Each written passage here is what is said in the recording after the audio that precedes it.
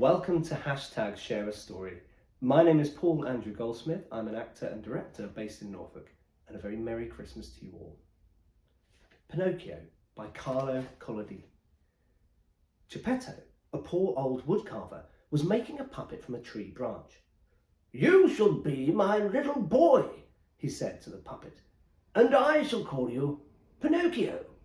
He worked for hours, carefully carving each detail. When he reached the mouth, the puppet started making faces at Geppetto.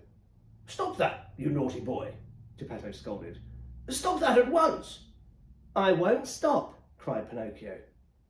"You can talk?" exclaimed Geppetto.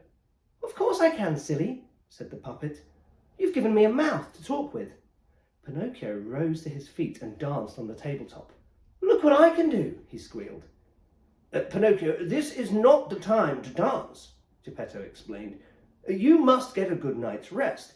Tomorrow you will start going to school with the real boys. You will learn many things, learning how to behave."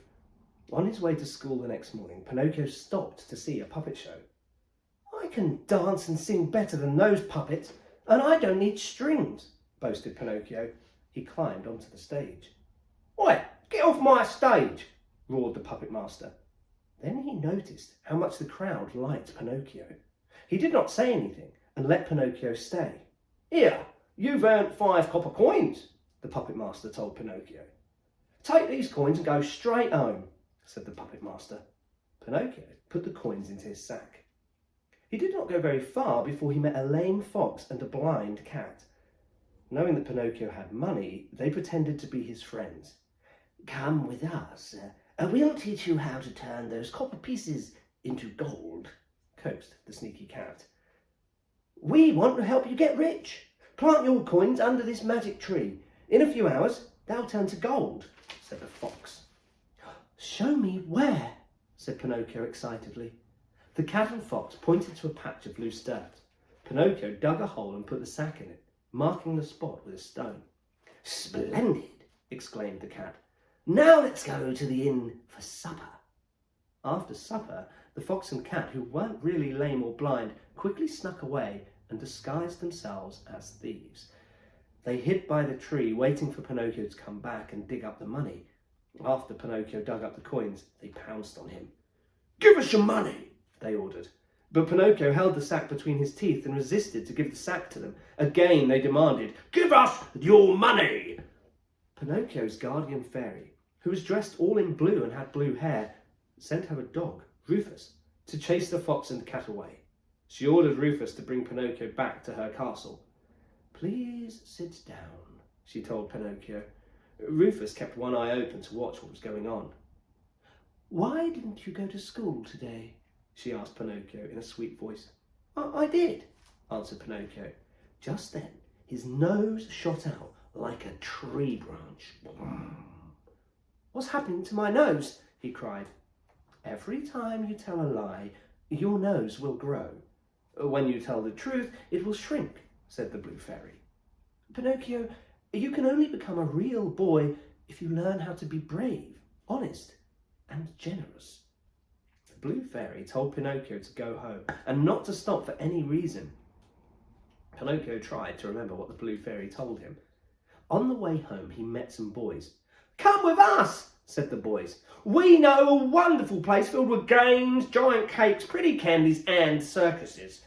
The boys didn't know that if you were bad, you were turned into donkeys and trained for the circus. It was not very long before the boys began changing into donkeys. "That is what happens to bad boys," snarled the circus master as he made Pinocchio jump through a hoop.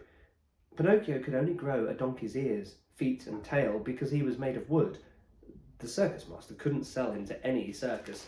He threw Pinocchio into the sea. The instant Pinocchio hit the water, the donkey tail fell off and his own ears and feet came back. He swam for a very long time. Just when he couldn't swim any longer, he was swallowed by a great whale. "It's dark here," scared Pinocchio said. Pinocchio kept floating deep into the whale's stomach. "Who's there by the light?" called Pinocchio, his voice echoing. "Pinocchio, is that you?" asked the tired voice. "Father, You alive?" Pinocchio shouted with joy. He wasn't scared anymore. Pinocchio helped Geppetto build a big raft that would hold both of them. When the raft was finished, Pinocchio tickled the whale. "Hold tight, father. When he sneezes, he'll blow us out of here," cried Pinocchio. Home at last, Geppetto tucked Pinocchio into his bed. "Pinocchio, today you were brave, honest, and generous," Geppetto said. "You are my son, and I love you." Pinocchio remembered what the blue fairy told him. "Father, now that I've proven myself, I'm waiting for something to happen," he whispered as he drifted off to sleep. The next morning, Pinocchio came running down the steps, jumping and waving his arms. He ran to Geppetto, shouting, "Look, father! I'm a real boy!" I hope you've enjoyed Share a Story from Roundabout Dramatherapy. If you'd like to make a donation to support the work of Roundabout, we'd be very grateful for your support. A small gift will make a big difference to the children and adults that they support.